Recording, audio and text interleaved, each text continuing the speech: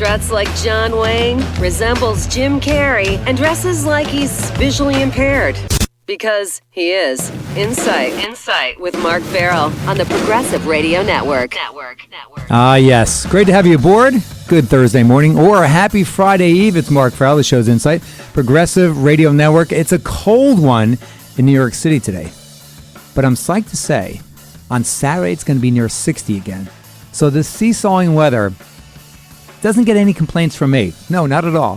Wherever you are today, hopefully it's a sunny, at least productive and fun day. We've got a great show coming your way. You're going to meet Dr. Bernice Davis. She's the executive director of the New Jersey Commission for the Blind and Visually Impaired, an incredible organization that I have grown up with, actually. CBI provides education, vocational rehabilitation, independent living, assistive technology, and eye health services for the estimated almost 300,000 residents of New Jersey who are blind, visually impaired, or deafblind. And remember, yours truly is one of those residents. And not only that, I'm visually impaired. Yes, hence the intro to this show that you've heard again and again. Yes, because I do carry all kinds of devices to see things, and I get through life just fine, like we all do, right? We adapt. So right before we get to introducing Dr. Bernice Davis, I'm going to talk about something very, very quickly about Harvey Weinstein. I cannot believe that, I can't say I can't believe, because you can never know how someone's feeling unless you're in their shoes. But the settlement proposed a $25 million payoff, and that exactly is what it is, a payoff, to the women that had to endure the unfathomable by anyone. But this is something that looks like it's going to come to fruition, where actually the payment actually doesn't even come from Harvey Weinstein. So it's not even coming from his pocketbook, from his wallet.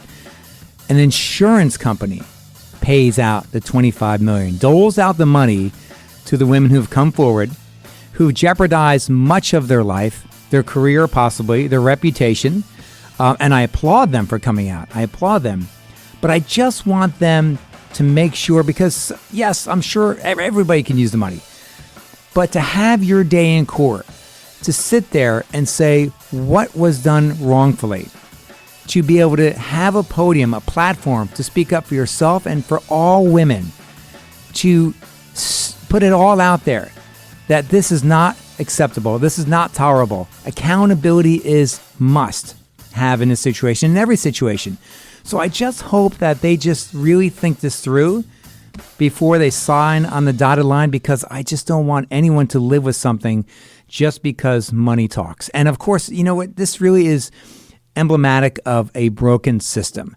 The fact that money can just say, okay, and we know this isn't the first time, but this is a highly visible case. As a matter of fact, Ashley Judd is not part of this settlement, and I believe Angelina Jolie is also going to have their own particular case, settlement, whatever the case may be. And also, this is not, he's not exempt, Harvey Weinstein, from the criminal case that takes place in January.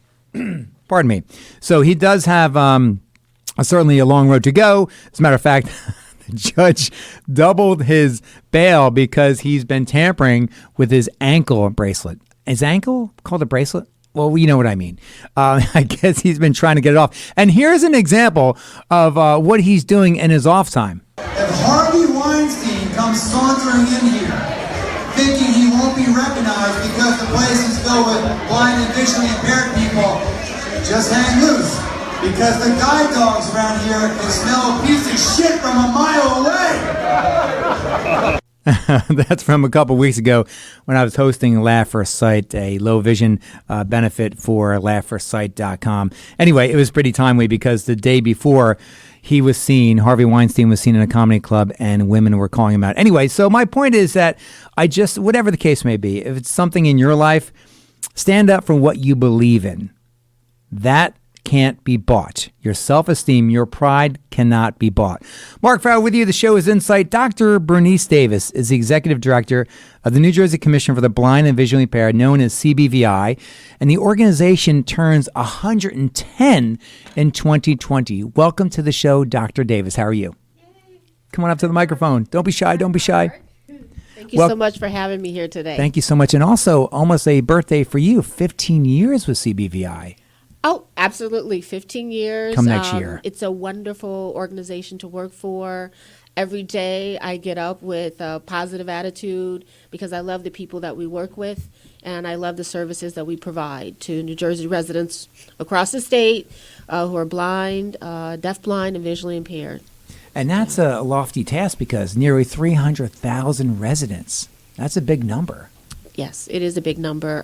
We're just very happy that we have an array of services for everyone. So everyone has diverse needs. However, CBVI, we've been around for a very long time. 2020 will be 110 years old. And it doesn't look it. Doesn't look a day over 100. We're trying. We always try to keep fresh. We always try to keep the pulse on what our consumers' needs are, so that we're there in the way in which they need us, so that we can build skills, build a positive attitude, confidence. Because as you know, blind and visually impaired people and deafblind persons can do what everybody else does. Absolutely. And full disclosure here, yours truly, Mark Farrell, is a voluntary advisory board member of CBVI. And also I have received services when I was young. And that's where I like to start, Dr. Davis, because when I was in school, like so many young individuals, it's imperative to get assistance at a very young age. So typically, what is the first point of contact if it's not from a parent? If it's not from a parent, it may be from the school system, which it always involves the parent as well as school personnel. Also, high school students. Sometimes it may be a counselor that may reach out to us. It may be a church member. So it varies. A lot of times it may be a family member, not necessarily a parent, that reaches out to find out what services we provide, or just to tell us a little bit about a situation or a person that they know that may be deafblind, blind, or visually impaired, and to see what we can do. So we get referrals several ways. Adults, a lot of times it's self-referral. And as I said, sometimes there are social agencies, and sometimes just someone in the community that cares and Absolutely. wants to see the person, do great in life. And of course, CBVI is under the umbrella of the Department of Health and Human Services. So I imagine there's a lot of referrals going on back and forth. Yes, we work very closely with our sister agencies. We do a very good job in terms of letting each other know what we have to provide, so that consumers, we serve some of the same consumers. So you may have cross-pollination going on. Exactly. You may have someone that they need employment skills, but they also may have some issues with hunger or food or housing. So we stay in tight communication with our sister agencies at the Department of Human Services. Now, it's interesting because when you're young in school, people would say to me and to many youth, why don't you wear glasses? Where are your glasses? Are you blind? All those insensitive remarks that, they're young, their youth don't understand. And of course, the professionals educate and give insightful information. But we should understand or explain to our listeners that being visually impaired is actually having a definition. 20/70 or worse in the best eye, correct? Yes, that for is visual correct. impairment. That is the definition of visual impairment. And legally blind is 2100 or 2200 or worse in the better eye. Correct. Yes. So there's a substantial difference because for persons that are young or older, because the resources and services program CBVI covers runs the gamut from youth to senior. Yes. And it's vital to understand that it's not just somebody who has bad eyes. These are persons with a visual impairment or blindness that cannot be corrected with devices or surgery, I should say, or with glasses. Mm-hmm. And that leads us to a very, very vital point of CBVI is technology.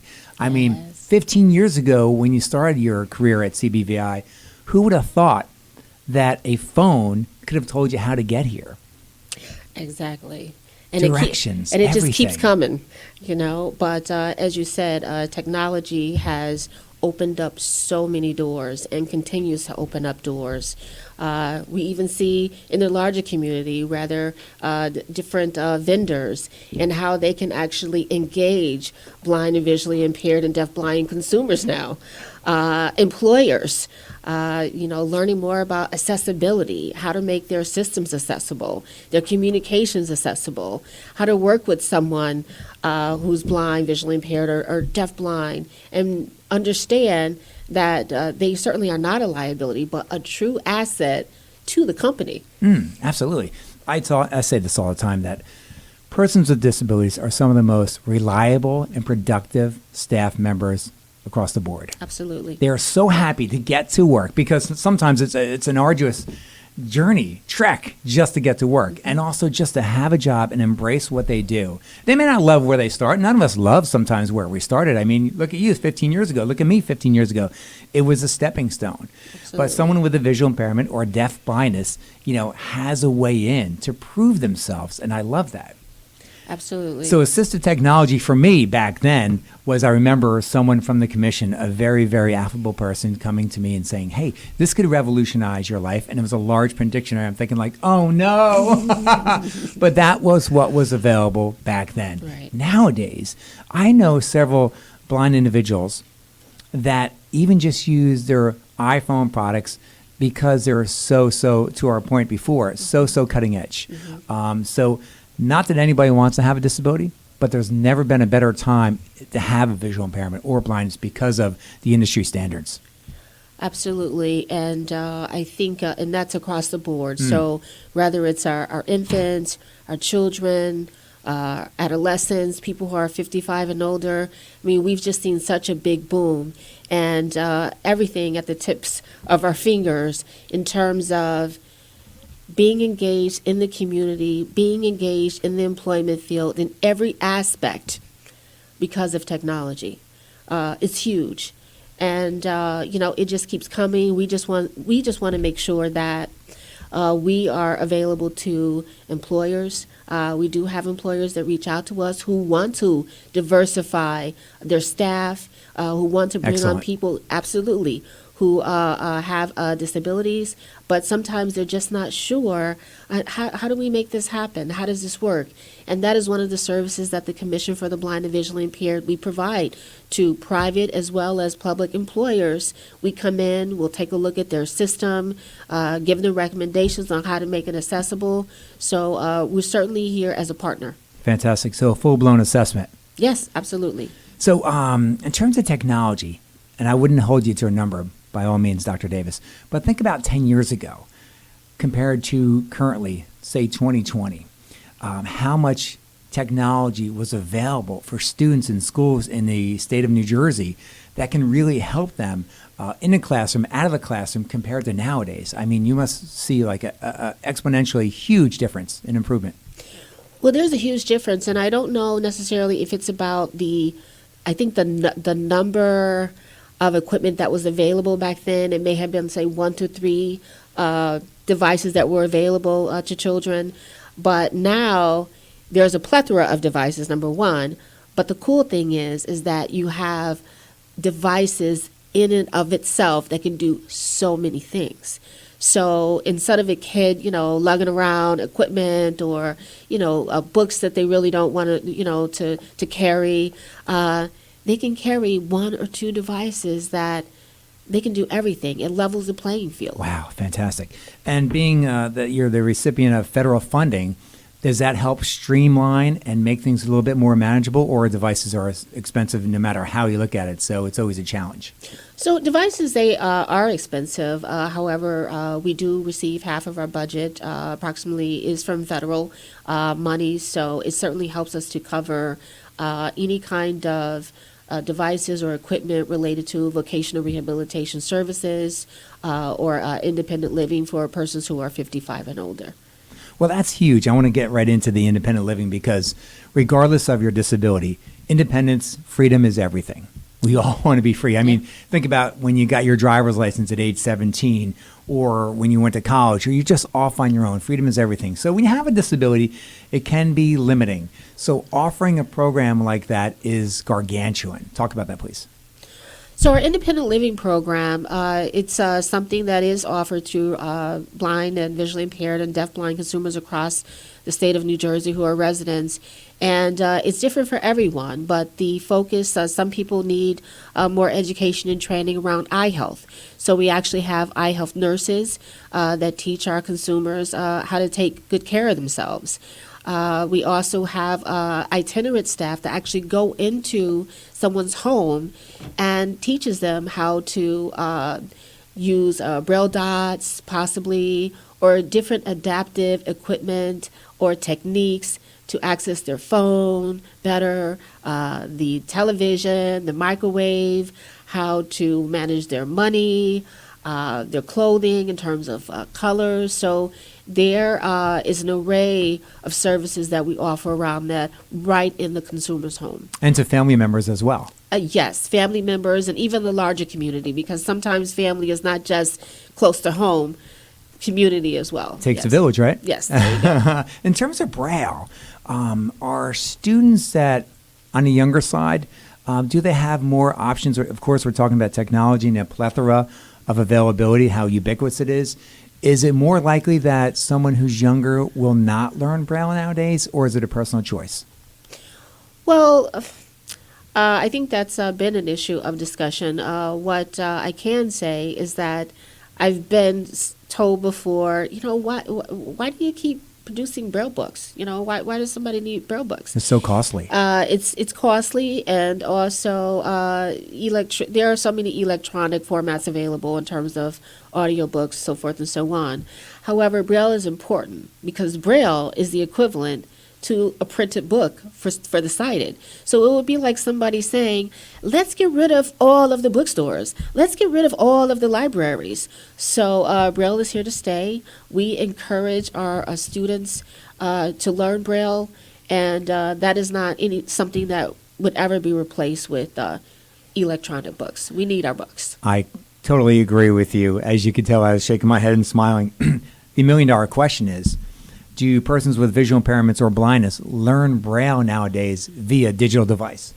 Is that an option? Yeah, well, there are like refreshable Braille, so there is electronics that Fascinating. Yeah, that is incorporated, and which is really cool. The kids love it. But just to get back to Braille books, Braille equals literacy. So I just want to put that out there so people understand Braille equals literacy. So even if we incorporate some electronic forms of Braille, it will never quite replace, when you start out learning as a child or even as an adult. Yeah. Well, also the imagery involved with traditional, the tangibility factor. Yes. Yeah, absolutely priceless. Well, let's talk about eye health services. You offer a lot of different services for persons who are young and older, obviously to determine what may be happening and what possibilities may lie ahead. So eye health services, basically we would look to the medical doctor to write up an eye health assessment and also recommend the person for our services, or if we encountered someone that we felt needed to be referred, for more medical follow-up, we do that as well. But we do have our eye health nurses, as I said. We have, I think it's one at our training center that trains our adult students. They go to our JKTC, our Joseph Cone Training Center, and they learn blindness skills there around the areas of employment, also vocational rehabilitation. So we do have an eye health nurse that is actually a part of our training center. But under independent living, we have a plethora of eye health nurses across the state, and they work with the team of our staff in order to ensure that our consumers are very well aware of what they need to do to make sure that they're maintaining the health of their eyes. Fantastic. And we should also, it's worth mentioning that CBVI has locations throughout the state of New Jersey. Yes, absolutely. So we have our regional offices. There are 3. One is in Newark, and that is our northern office. We have one in Freehold, another in Cherry Hill, and we have a satellite office in Atlantic City as well. So pretty well spaced out. Oh, yeah. Yeah. Talk about this program, Dr. Davis, because I think this is paramount to reflective of our society today in terms of professionalism. Blind, deaf blindness, dual disabilities, entrepreneurial program. So yes, I think you're referring to our business enterprise program. Correct. Okay.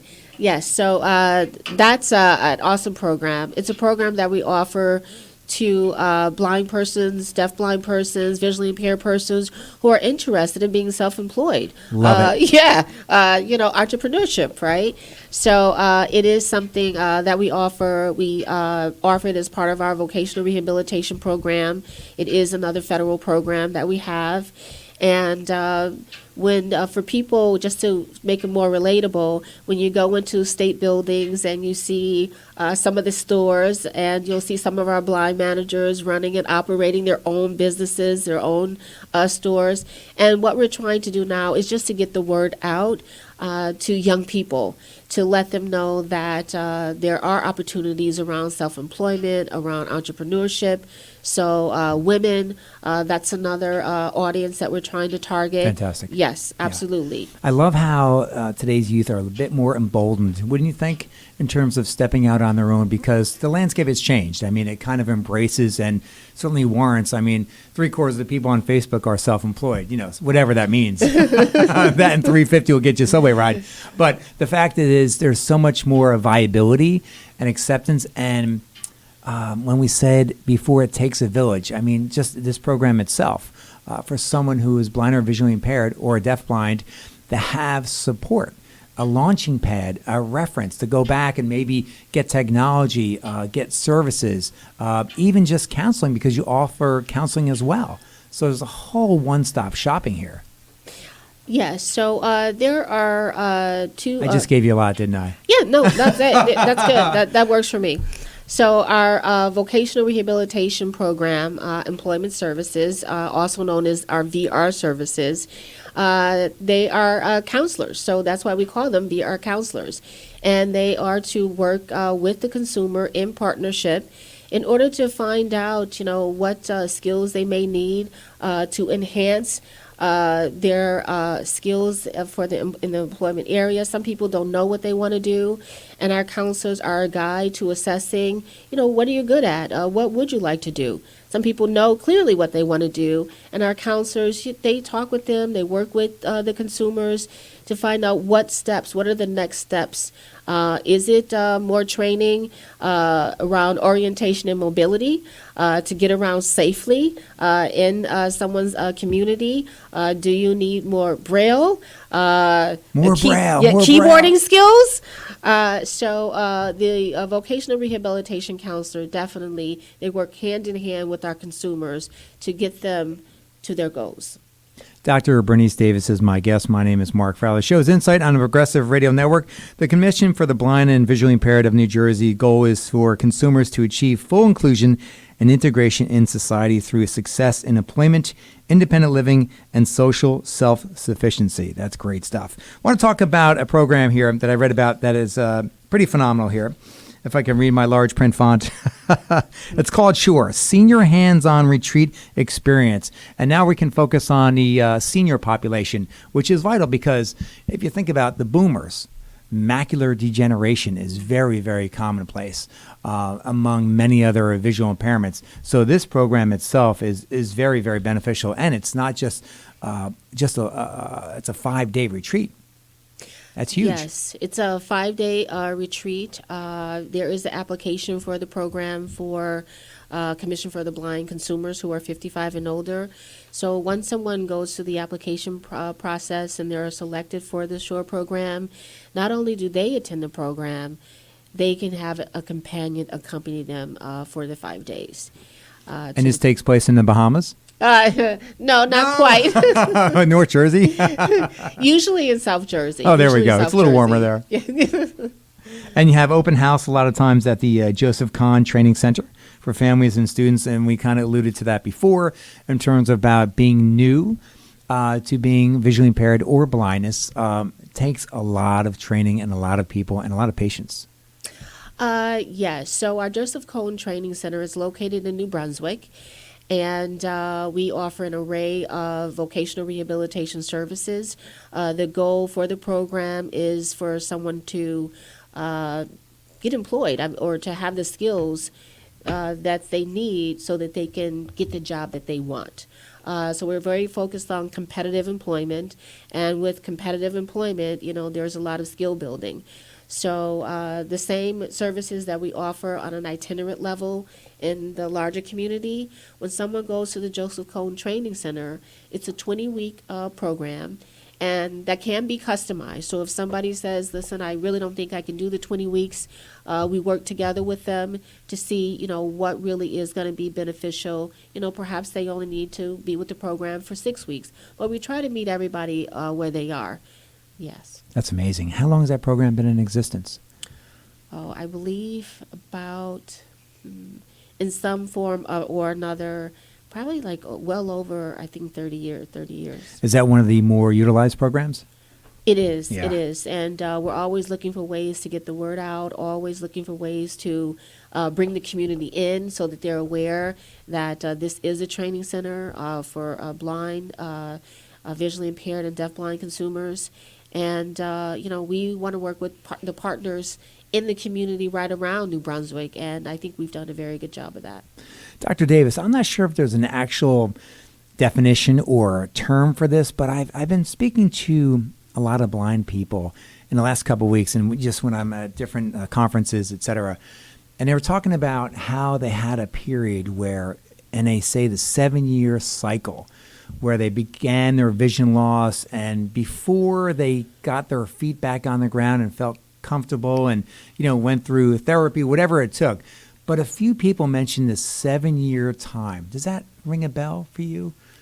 I've definitely heard that from a few consumers in terms of their journey. For Exactly. Some people that become blind later in life, there is a journey. And I think that's like any transition that we have in life. Some people, they grieve or have a sense of loss or just feeling powerless. What is my life now? There's a lot of issues around, how do I redefine myself? How do I redefine my life? And then family. Yeah. Who am I with my family now? So those are certainly issues that we help our consumers with at the Joseph Cone Training Center. We do have psychological supports there. Is it well utilized? Yes, absolutely. Great. I know that we run groups there, and if anybody needs any individual referrals in the community, we also help them with that. Fantastic. Do you have any volunteer programs for persons who are blind or visually impaired or deafblind to come back in a mentor sense? We don't have a volunteer program. One of the great things that we do have an internship program. So a lot of our staff, a good handful of them, they were actually interns at one point. I love it. Yeah, so orientation and mobility interns, vocational rehabilitation interns, education interns, so social work interns. So we've actually expanded our internship program. We've always had many interns at the Joseph Cone Training Center, and now we're just trying to interweave interns throughout the agency, and it's been really great.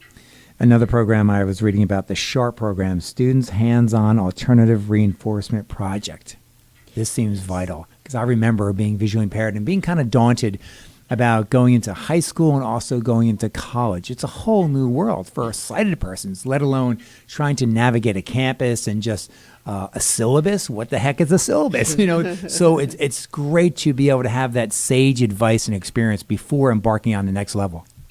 Absolutely. Our SHARP program is geared towards elementary school-age children.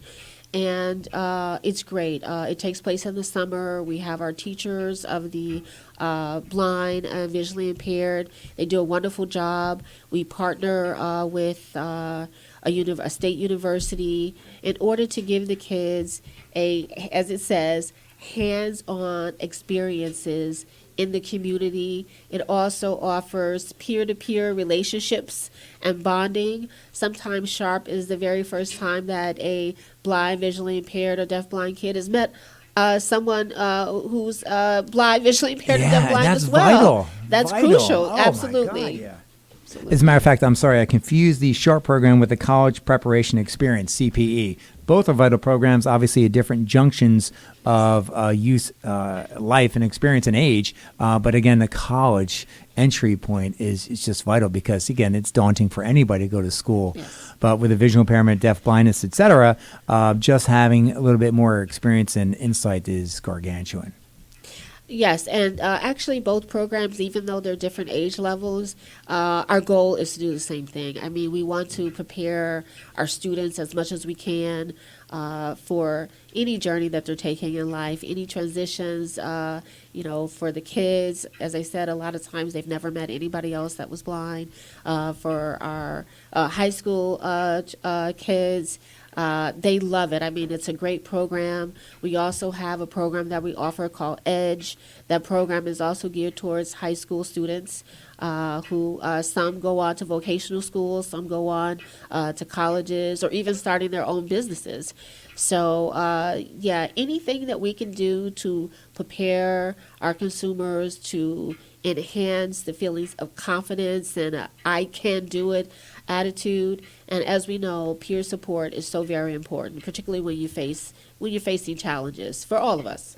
I remember just a few moments ago when you mentioned about how someone for the first time can be possibly meeting someone who's blind or visually impaired. And I remember being receiving services as a consumer from CBVI when I was probably in 7th or 8th grade, and I heard about a camp. And I went to this camp, and I was just, I was the only person who was visually impaired in my high school, or 8th grade back then. And I remember looking around going like, wow, this is just, I was just actually overwhelmed, I think, with feelings. Mm-hmm. And then getting to know people, and then a talent show. I learned, as a matter of fact, I work in radio, as you know, in a different radio station in a rock format. And once in a while when I play Smoke on the Water, dun, dun, dun, I say to people, it reminds me when I was on stage, center stage, I had 2 days to learn that song on guitar, and I learned it. And I still know it a few years later. But I mean, what it teaches you is confidence. Yes. It teaches you whether it's a skill, whether it's a feeling, whether it's an art form, which we all believe in. I strongly believe in, regardless if you have a disability or not, you need an outlet in life. And sometimes, and I also say that persons with disabilities, whether you're blind, visually impaired, or multiple disabilities, they're the best problem solvers. They are so resilient because they have to be. Because whether it's getting ready in the morning, finding transportation, getting through school, relationship, whatever it is in life, it comes differently at you. And my mantra is my difference makes it stronger. But reality is a camp situation. Any of the numerous programs CBVI offers that it instills confidence. And you cannot put a price tag on that. Absolutely. Our motto is believe and achieve.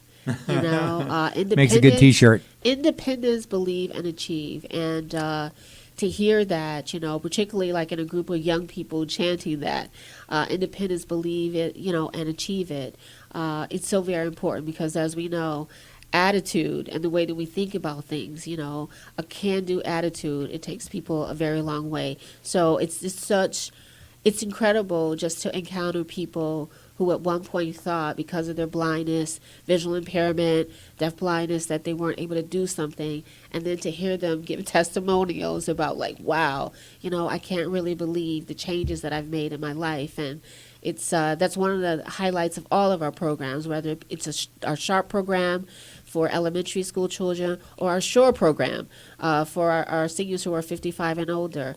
The transformation that we see is just incredible. That is priceless. And that's a huge statement you just said, the transformation compared to like 20, 30, 40 years ago, where people or a person with a disability may consider themselves, you know what, I don't think I'm going to have much of a life. I'm just going to try to get by, maybe get some social services money. But that ship has sailed. It's all about being independent through all the different programs, being accountable, and not taking things for granted, because everyone is able to contribute in their life, in the workforce of this great country we live in. Opportunity exists whether you have a disability or not, and no excuses warranted. And on top of that, I thought you were going to give me an amen. I totally agree. Agree with you on that. And the resources that are available today, anyone can have a full, bright, vibrant life, and that's what we're here for. So 110 years. Next year in 2020, you have programs, I guess, planned throughout the year. People can refer to your website, and we'll give the information out shortly. But also in October, Blindness Awareness Month, I believe, is when the culmination will take place. Yes, the culmination will take place. October 2020 is Blindness Awareness Month. and we will be celebrating our 110th anniversary, as you said, throughout, but we will have an event where we have stakeholders as well as consumers just join in to celebrate the 110 years of service that CBVI has provided. When you think about the years ahead, when you think about boomers, macular degeneration, just low vision loss in general, and also we don't know what lies ahead for sighted people with the use of excessive screens. So there could be an increased flow in the next 20, 30, 40 years. We may not be at the helm back then or at that point, but that's something to think about. And when there is a change in tide, is it easy, and does the federal government recognize this and increase funding? I'm not really sure, and I certainly can't speak on the federal government, but what I can speak to is what we're doing. So when we do see trends or there's an expectation that there's going to be increases of people who are 55 and older because of the baby boomers and who are having some eye health issues, one of the things that we're doing is really looking at efficiencies as well as partnerships. We talked about before, not only with sister agencies, but with community agencies, looking at how we can partner, because as the volume increases, we still need to meet the need. Sure, the demand is there. Absolutely. Yeah. So you mentioned something very, very vital before in terms of employers. Employers, obviously are a vital force behind hiring persons with disabilities. A lot of corporations seem to have programs that offer that, and of course that's a great thing, and it's never as big or as wide as we want it to be. But for someone who's listening who has a small company, medium-sized company, or works in part of a large corporation, how can they connect with CBVI, and more importantly, to understand what it may take? You spoke about assessing before coming into the workplace, and I guess in educating, getting a small company or a larger company up to speed with what it may take to hire someone with deaf blindness or visual impairment or blindness in general. Thank you for asking that. So we have a special unit, actually. It's called our Business Relations Unit, BRU. And the sole purpose of BRU is to partner with employers. So any interested employer that has questions about how to employ someone who is blind, visually impaired, deafblind, they can, when we give the information, contact CBVI, and we will put them in touch with our Business Relations Unit. Our Business Relations Unit can also work with the employer around technology.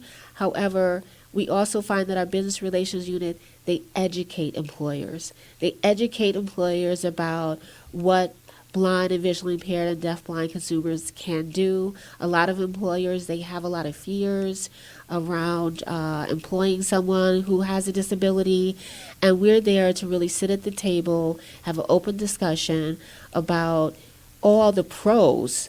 As we know, it's not just our opinion, it's by research, that someone who's blind, visually impaired, or deafblind actually would bring to the company, the diversity of the company, and also the bottom line of the company.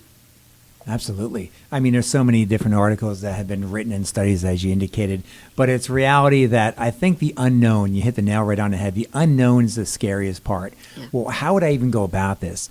Are they a liability? Do I need to give them special circumstances? Well, sometimes accommodations are warranted, Absolutely. And it is the law, but it possibly could be a write-off, but it's a minor accommodation, typically. As a matter of fact, if you go into, as a matter of fact, I was in my doctor's office yesterday. I'm walking around their administrative offices, and I could not believe the size of everyone's monitor. And these people are not visually impaired. It's just, everything's gotten bigger nowadays. And I love it because that's my world. I want bigger is better. But, the average person, obviously people work long hours, and the eye strain and the computer requirements are vast. So it's just great to see that, if you're thinking about, first of all, a monitor, what's a monitor cost nowadays? $100, $200. So the investment's nominal compared to the return. Absolutely. And that's one thing that we do here. Some employers think that in order to make something accessible or adaptable for someone who's vision impaired, blind or deafblind, that it's going to take a huge amount of money. and it's not, particularly when you look at the long-term investment and, people really having the staying power to do a great job. And at the end of the day, as I said, basically keep the employer where they want to be in terms of heading towards their bottom line. Absolutely. And to contact the New Jersey Commission for the Blind and Visually Impaired, known as CBVI. Website is cbvi.nj.gov. cbvi.nj.gov. Of course, you can always Google NJ CBVI. Phone number, toll free, 877-685-8878. 877-685-8878. When we talk about employers, they can ask for the BRU unit. Yeah, the Business Relation Unit. And when we think about persons who are blind or visually impaired, who are parents of someone who's young, has a son or daughter or both, all these entry points can be online or via the 800 number and be directed to the specific department. Yes, so they can either email or call, and there's always somebody that will get right back to them within 24 hours. Now, in terms of educators, the same thing, point of entry, did they contact, or do they have usually a specific person assigned to a district, et cetera? Well, we do have an education department, and basically the director of education, Eva Scott, she is the point person, and the school districts, they're all aware of the Commission for the Blind and Visually Impaired, and we actually we partner with many of them across the state. You talked about, in closing here, 50% of your funding is federal. Are there any private donations made or assistance via donations of equipment, et cetera? Because I'm sure there's a lot of companies out there who do have a lot of equipment that obviously are always upgrading and always looking for places to donate equipment. Yeah, so yes, we have had inquiries before about or donation. Money. But, actually, in terms of donations, usually, we actually purchase like equipment. Like if there's anything, Sure. Yeah, we purchase the equipment for the consumer. It's customized. We don't, usually take donated equipment. CBVI turning 110 in 2020. Congratulations. Yay. That's fantastic. That's a huge milestone. Yeah. Is that one of the older departments under the Department of Health and Human Services? Yes, it is one of the older and departments, and DHS, and also CBVI is one of the oldest blindness agencies in the country. Wow. Yeah. And thank you for your service. You've been in this field for many, many years for low vision, blindness, and persons with developmental disabilities, I believe. Yes. And that's just a great service you're providing, and I thank you on behalf of everyone in New Jersey. And we hope that people are taking advantage, whether it's in New Jersey, New York. Most states have a commission of this sort, correct? Yes. Most states have either a combined agency where you have a general agency that addresses vocational rehabilitation services for the general population. And then you also have some states that actually have a general VR agency, and some also have an agency that addresses vocational rehabilitation services just for blind, visually impaired, and deafblind consumers. That's cbvi.nj.gov. Website is cbvi.nj.gov. Phone number is 877-685-8878. Dr. Bernice Davis, thank you so much for your time and resilience, hard work, and for also surrounding yourself with people that feel and work the same way. It's just a tremendous effort. And the advisory board members, everyone, to the person who opens the door for me, is just happy to be part of a community where everyone is embraced. Thank you so much, Mark. Thank you for having me as always. Thank you for all of your contributions. As I said, I get up every day. We have wonderful, wonderful, dedicated and knowledgeable staff, and we're always just here just to provide services. So I hope anyone hearing this message or that needs this message, they feel free to call the toll-free number, email us. We love to help. My name is Mark Farrell. This is Insight on the Progressive Radio Network. So I mentioned this a little bit earlier. I think it was last week. I want to talk about vices very quickly. What is it that you do or that you yearn for, or something that you think that you can't live without? Now, years ago, certainly my vice was alcohol. And thankfully, I went right to the precipice of addiction, was able to pull it back. That is unusual. But in terms of vices overall, dating, believe it or not, was one of them, because I did a lot of things when I was younger to not kind of listen to my body, what was going on in terms of anxiety and different things of that nature. So I had a lot of vices, and vices aren't particularly a bad thing. I mean, whatever kind of gets you through the day is not bad. Like in terms of like my vices nowadays, exercising, being healthy, being prepared. I don't know if that's a vice, but it's a habit. And I think the word vice and habits are closely aligned. Feeling productive. And a not so great vice of mine is Coke. Coca-Cola, that is. As a matter of fact, a sidebar. Have you seen the sweater? I think it was a sweater that Kmart had to pull. It said, actually, I think it was their sister company, Walmart. Actually, they're not sister company. I was thinking Sam's and Walmart. But Walmart had a sweater, and there's lines, and it said something like the lines of Christmas or snow ho ho. I don't know, but basically is insinuating the fact that you could do lines and wear a holiday ugly summer sweater, whatever, winter sweater, whatever that's called, ugly sweater. But anyway, Coke would be my vice. I've cut back on it a lot. Music is a big time vice of mine. I love it when I'm happy. I love it when I need to feel inspired. I love it when I'm down, because sometimes music is actually oftentimes is emblematic of a time in your life, a better period, maybe a not so good period, but also can be a good foothold to get you out of a rut or to get you in a different state of mind, whether it's for a meeting, a sporting event, or just because you're driving down the road and that song just sounds good as hell and you're cranking it up. Yes, and that's it. We're going to leave it right here. My name is Mark Farrell. The show is Insight on the Progressive Radio Network. Thank you for listening to me today and every Thursday. The founder of PRN, Gary, yes, you know Gary. He's got a great set of pipes, and he's got great material, and he's next, all right, here on the Progressive Radio Network. Have a great day.